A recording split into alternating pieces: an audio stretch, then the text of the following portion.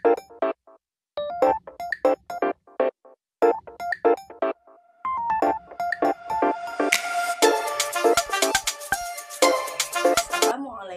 warahmatullahi wabarakatuh. Perkenalkan, nama saya Desi Purnamasari. Saya mengajar di SDN 08 Baringin, Kecamatan Koto Tangah, Kota Padang, sekaligus menjadi mahasiswi PPG Daljat Batch 3 tahun 2022 di LPTK UIN Imam Bonjol Padang. Pada hari ini, Kamis 12 Januari 2023, saya akan melakukan uji kinerja praktek pembelajaran di SDN 08 Baringin, Kecamatan Koto Tangah, Kota Padang. Uji kinerja praktek pembelajaran ini saya lakukan pada kelas 5 dengan tema Rasulullah Idolaku dengan subtema Kisah Keteladanan Nabi Ilyas alaihi salam. Ikut video uji kinerja saya. Selamat menyaksikan. Assalamualaikum. Waalaikumsalam warahmatullahi wabarakatuh. Ketua, siapkan ketua. Ya,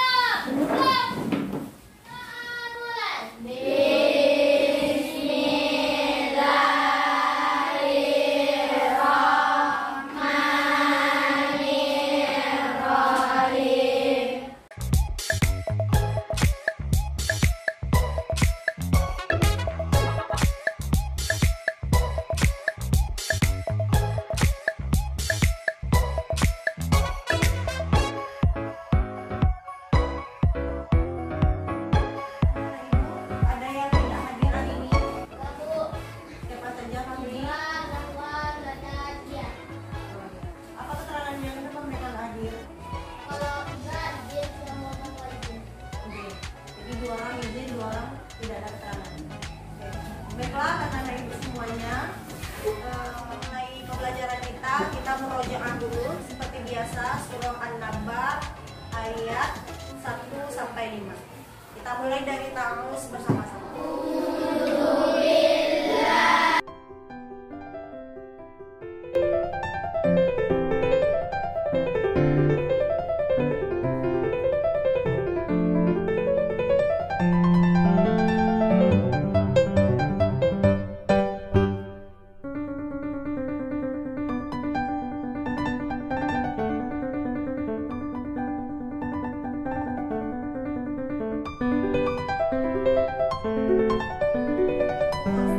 Yang selanjutnya adalah pretest. Keluarkan buku PAI-nya dan penanya. Silakan kamu jawab pertanyaan yang tertera di papan tulis. Itu kamu jawab saja lagi tanpa salin soal. Silakan dikerjakan. Waktunya 10 menit.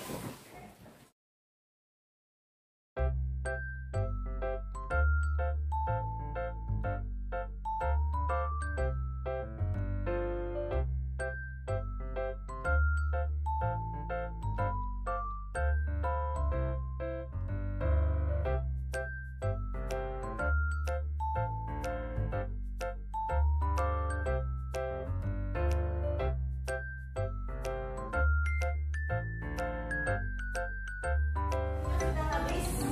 Sekarang kita bahas soal pertama. Coba siapa yang bisa baca? Baca. Rindu.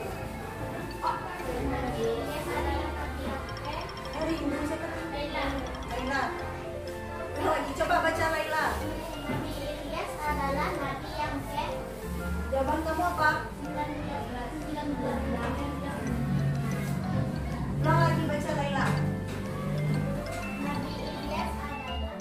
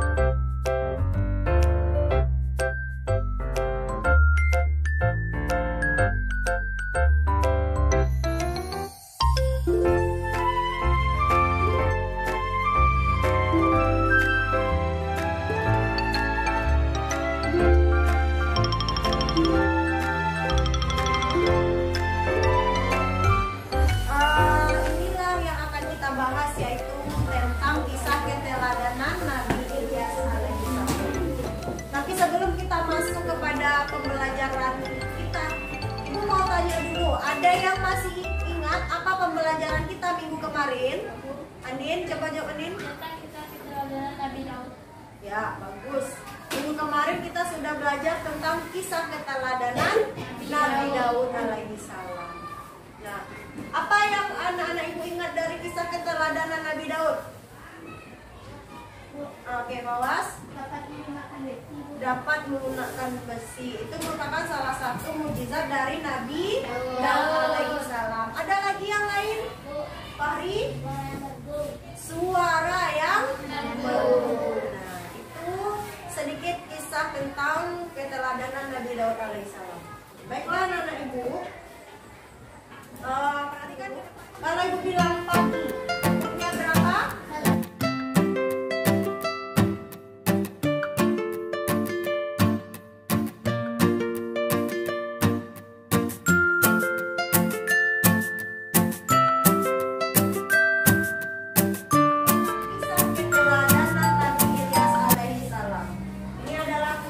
Pembelajaran yang anak-anak ibu perhatikan. Jadi apa tujuan kita belajar kisah keteladanan Nabi Ilyas? Nah ini dia. Ada berapa tujuannya? Ada 6 tujuan pembelajaran. Yang pertama adalah menyebutkan silsilah Nabi.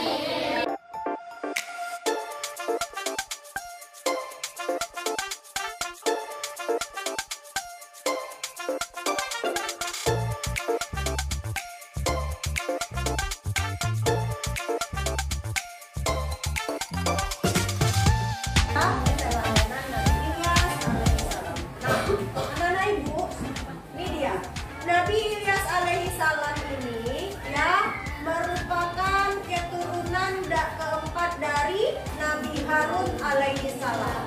Jadi dia merupakan keturunan keempat dari Nabi Harun alaihissalam. Dan Nabi Ilyas itu seorang nabi yang penuh dengan rasa tanggung jawab dan penuh dengan rasa kesabaran yang tinggi. Ya. Kenapa? Karena ketika Nabi Ilyas berdakwah, Nabi Ilyas ini banyak ujiannya, banyak cobaannya. Bahkan Nabi Ilyas ini mau dibunuh oleh umatnya atau kaumnya ketika itu. Ya, nama kaum dari Nabi Ilyas adalah Bani Israel. Jadi kaum yang tidak mau mengikuti ajaran Nabi Ilyas, mereka tuh berniat ingin membunuh Nabi Ilyas alaihissalam. Sehingga Nabi Ilyas ini bersembunyi dia di sebuah goa. Dalam ceritanya atau riwayatnya itu dijelaskan selama 10 tahun. Ya. Nah, kemudian Nabi Ilyas juga diceritakan dalam riwayatnya beliau juga lari dari kampungnya ke suatu tempat dan di sebuah rumah dia bersembunyi. Di dalam rumah tersebut ada seorang pemuda yang sakit keras. Siapakah dia? Nabi Ilyas alaihissalam. Ya, Nabi Ilyas alaihissalam. Nah, ketika Nabi Ilyas lari dari kampungnya dan bersembunyi di rumah Nabi Ilyas. Ketika itu Nabi Ilyas belum jadi nabi ya. Dia hanya seorang pemuda biasa yang sedang sakit keras, kemudian diobati oleh Nabi Ilyas. Nah, seketika itu juga Allah mengazab kaum Bani Israel ini, yaitu menurunkan musibah kemarau yang panjang, ya, kemarau yang panjang sehingga ternak, tumbuhan tidak ada yang hidup selama 3 tahun lamanya, ya. Orang banyak yang mati kelaparan, ya. Tidak ada yang dimakan, tidak ada yang mau diminum, air saja tidak ada. Bagaimana orang mau hidup, ya kan? Sedangkan air itu kebutuhan, nah. Ya, coba aja kalau kita nggak minum selama, contohnya seperti di bulan Ramadan puasa, ya kan? Kita nggak minum dari setelah terbit fajar sampai terbenam matahari sampai berbuka puasa. Gimana yang kamu rasakan? Haus kan? Tetapi karena kita beribadah, kita mampu menjalani itu. Nah, ini bayangkan selama 3 tahun dan ini merupakan azab dari Allah. Ya, bayangkan mereka tidak minum, tidak makan. Makanya ada yang sampai mati, ya, yang meninggal, ya, mati kelaparan. itu dia. Nah, apa yang dilakukan oleh kaum Nabi Ilyas ini ya? Mereka itu tersadar dan teringat apa dulu yang pernah disampaikan oleh Nabi Ilyas. Kemudian mereka mencari Nabi Ilyas ya, dan akhirnya mereka menemukan Nabi Ilyas di sebuah jalan yang Nabi Ilyas ini sedang berdakwah bersama Ilyasa muda. Ya, mereka memohon kepada Nabi Ilyas untuk kembali ke kampungnya, berdoa ya Allah agar kekeringan ini berakhir gitu. Nah, kira-kira Nabi Ilyas mau atau tidak?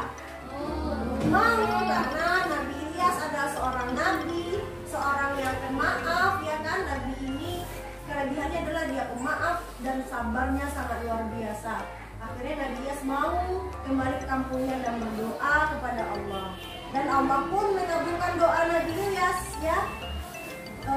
Dia mau mengampuni kaum Bani Israel yang sudah jahat kepada Nabi Ilyas. Sampai di sini ada yang mau bertanya anak ibu tentang Nabi Ilyas? Tidak ada? Perhatikan video berikut ini ya nak.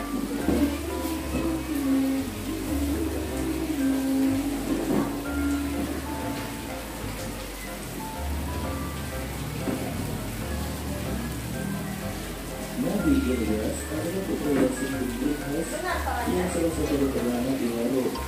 Ia diutus oleh Allah SWT untuk menjadi seorang nabi dan menjadi pemimpin bagi kaum Yahudi. Beliau mendapat amanah untuk mengutuk kaum Bani Israel kembali ke aturan Allah SWT. Ketika itu, kaum Bani Israel terkenal dengan kebiasaan menyembah berhala yang bernama Baal. Berhala itu berada di tengah-tengah kota, sehingga kota tersebut dijuluki dengan kota Baal. Nabi Ilyas memulai misinya dengan berdakwah kepada kaum Bani Israel. Beliau selalu mengingatkan dan mengajak kaum Bani Israel untuk kembali ke ajaran Allah. Ketika Nabi Ilyas melihat kenyataan bahwa kaumnya sedang menyembah berhala Baal, Nabi Ilyas berkata kepada kaumnya, "Mengapa kamu tidak bertakwa? Patutkah kamu menyembah Baal dan kamu tinggalkan sebaik-baiknya pencipta, yaitu Allah Tuhanmu dan Tuhan bapak-bapakmu yang terdahulu?" Quran Surat As-Saffat ayat 124-126. Mendengar ajakan dari Nabi Ilyas, kaum Bani Israel begitu marah dan berkata, "Hai Ilyas, berani sekali engkau meminta kepada kaum kami untuk meninggalkan Tuhan kami. Sesungguhnya kami melakukan hal itu karena bapak-bapak kami juga telah melakukan hal yang sama." Seru kaum Bani Israel kepada Nabi Ilyas. Bahkan kaum Bani Israel terang-terangan menghina dan mengejek Nabi Ilyas. Walaupun begitu, Nabi Ilyas tetap sabar dan terus berdakwah kepada kaum Bani Israel. Sementara itu, kaum Bani Israel bersekongkol untuk menyingkirkan Nabi Ilyas. Mereka mengejar-ngejar dan mengusir Nabi Ilyas. Nabi Ilyas pun terpaksa berpindah dari satu tempat ke tempat lain untuk menghilangkan jejaknya agar terhindar dari kejahatan kaum Bani Israel. Dalam perjalanannya tersebut, Nabi Ilyas sampai di sebuah rumah yang dihuni oleh keluarga yang baik hatinya. Mereka menerima Nabi Ilyas tanpa pamrih. Saat itu, salah satu anggota keluarganya di rumah itu sedang menderita sakit. Orang itu adalah Nabi Ilyas yang dapat menyembuhkan penyakitnya yang cukup parah melalui pertolongan Allah Subhanahu wa Ta'ala. Hal itu menjadi bukti baginya mengikuti ajaran Nabi Ilyas dan beribadah kepada Allah. Sejak saat itu, Nabi Ilyas memiliki teman untuk berdakwah. Sementara itu, 3 tahun telah berlalu sejak Nabi Ilyas diusir oleh kaum Bani Israel. Kaum Bani Israel dilanda kekeringan selama 5 tahun tersebut. Mereka sangat menderita karena kelaparan dan kematian pun menjadi pemandangan sehari-hari. Mereka mengalami kekurangan air dan hidup tersiksa. Di samping itu, banyak tanaman dan binatang ternak yang akhirnya mati. Kekeringan terus berlanjut dan tidak ada tanda-tanda kapan akan berakhir. Akhirnya, beberapa tokoh masyarakat berkumpul dan membicarakan masalah kekeringan di kota mereka. Salah seorang dari kaum Bani Israel berkata, "Kita telah diingatkan oleh Nabi Ilyas sebelumnya, akan tetapi kita tidak memperdulikannya. Bahkan kita mengusirnya. Sekarang apa yang diucapkannya telah terjadi kepada kita. Lalu apa usulmu untuk terhindar dari azab ini?" Jawab salah satu kaum Bani Israel, "Kita harus menemukan Ilyas dan bertobat kepada Allah. Lalu kita minta Ilyas agar memohon kepada Allah untuk tidak mengazab kita. Usul salah satu kaum Bani Israel. Seketika itu mereka berpegang teguh dan bertekad mencari Nabi Ilyas. Mereka berharap agar Nabi Ilyas dapat membantu mereka keluar dari penderitaan yang telah berlangsung lama tersebut. Setelah melakukan pencarian yang cukup lama, akhirnya kaum Bani Israel dapat menemukan Nabi Ilyas yang telah ditemani oleh Nabi Ilyasa. Mereka memohon kepada Nabi Ilyas untuk membantu keluar dari penderitaan akibat kemarau yang panjang menimpa mereka selama 3 tahun terakhir. Kaum Bani Israel berjanji kepada Nabi Ilyas akan beriman kepada Allah dan mentaati perintahnya. Kemudian mereka pun menghancurkan berhala-berhala mereka secara beramai-ramai. Kaum Bani Israel pun segera beriman kepada Allah Subhanahu wa Ta'ala. Melihat penderitaan kaum Bani Israel, akhirnya Nabi Ilyas luluh karena tidak tega melihat penderitaan mereka. Nabi Ilyas kemudian berdoa kepada Allah Subhanahu wa Ta'ala agar kaum Bani Israel diberikan rahmatnya dengan menurunkan hujan. Tidak lama kemudian hujan turun membasahi kota Ba'al. Tanaman mulai tumbuh dan orang-orang serta binatang mulai dapat menggunakan air sesuai dengan kebutuhan mereka.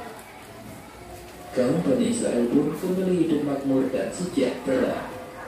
Tapi beberapa tahun kemudian, kaum Bani Israel kembali pada kebiasaan mereka dan mengingkari janjinya dengan kembali menyembah berhala dan menggunakan harta benda mereka untuk berbuat maksiat.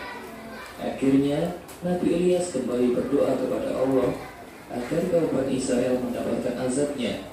Tidak lama kemudian, mereka tertimpa azab dari Allah Subhanahu wa Ta'ala. Itulah tadi kisah singkat tentang Nabi Ilyas serta diazabnya kaum Bani Israel. Semoga kita bisa mengambil hikmah dari kisah ini. Terima kasih telah menyaksikan video ini dan sampai jumpa. Tadi video singkat kisah tentang Nabi Ilyas alaihissalam. Sudah tadi mendengar semuanya kan? Ada tadi mendengar? Ada. Baik anak-anak ibu, tugas lain peran ya. Silakan nanti membagi kelompok. Kemudian kamu bikin kisah keteladanan Nabi Ilyas salam dalam bentuk percakapan drama. Silakan bagi perannya sendiri. Nah, nanti ditampilkan ke depan masing-masing kelompok. Ya. Ada pertanyaan? Ada pertanyaan? Tidak ada. Sudah mengerti? Jawab.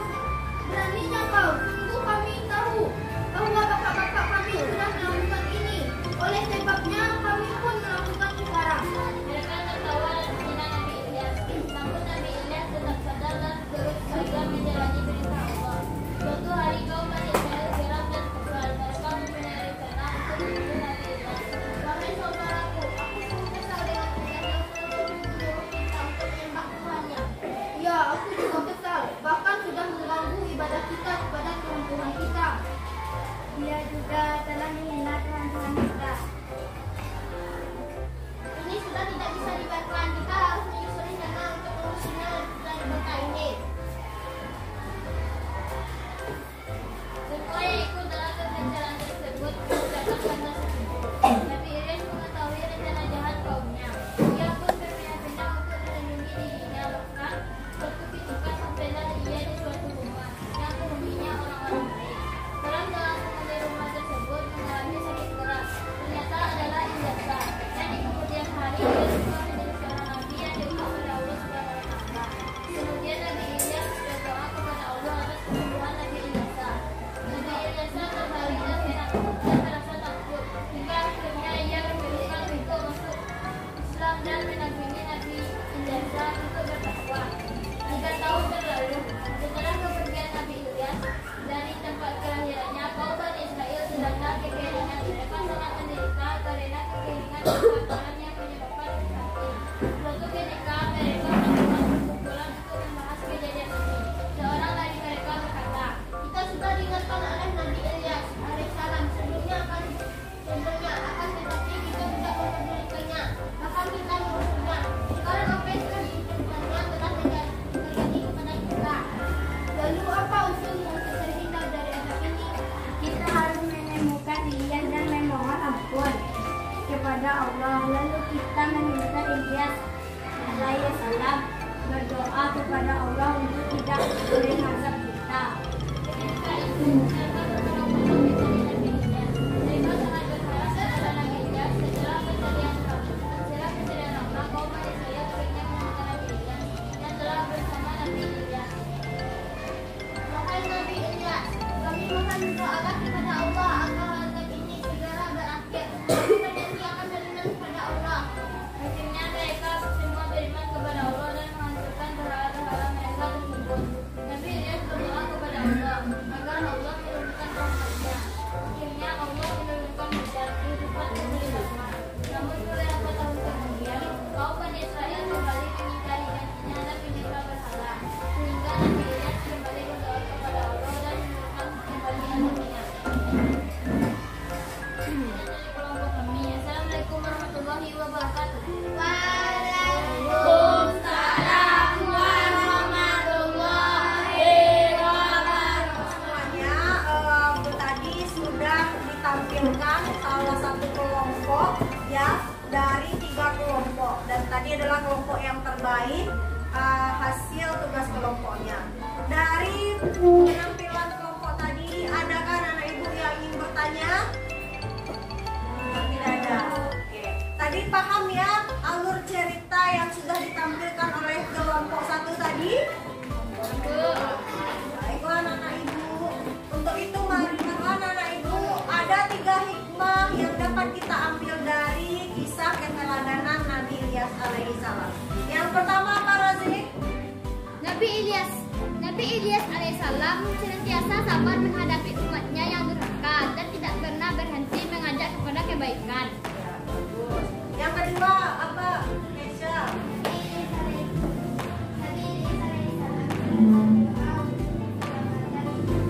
Oke. Yang ketiga, Fahri? Bagi umat manusia yang durhaka, Allah SWT turunkan malapetaka atau kebiasaan. Nah, untuk kita terapkan dalam kehidupan kita sehari-hari, yang pertama adalah sabar.